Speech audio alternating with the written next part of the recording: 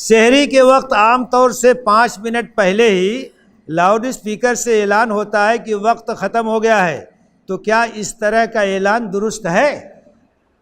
بنیادی بات یہ ہے کہ سحری میں تاخیر افضل ہے اور آخر وقت تک سحری آپ کو کرنا ہے، تو 5 منٹ پہلے یہ اعلان کرنا کہ وقت ختم ہو گیا غلط ہے۔ یہ آپ یہ اعلان کیجئے کہ 5 منٹ باقی ہے، اپنی سحری مکمل کر لیجئے۔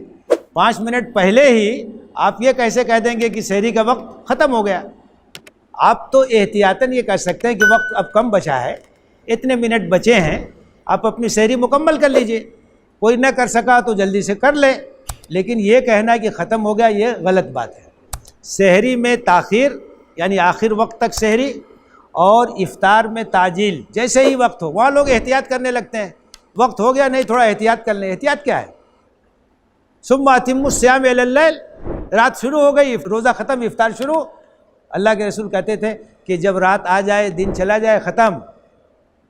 ابھی حدیث سے گزری ہے کہ آپ سفر میں تھے اور سورج غروب ہو گیا، آپ نے کہا جلدی سے ستو تیار کرو افطار کے لیے، تو انہوں نے کہا ابھی اجالا کا اجالا کچھ نہیں، رات آ گئی، دن چلا گیا، افطر الصائم، اب روزہ جو ہے ختم، افطار کرو۔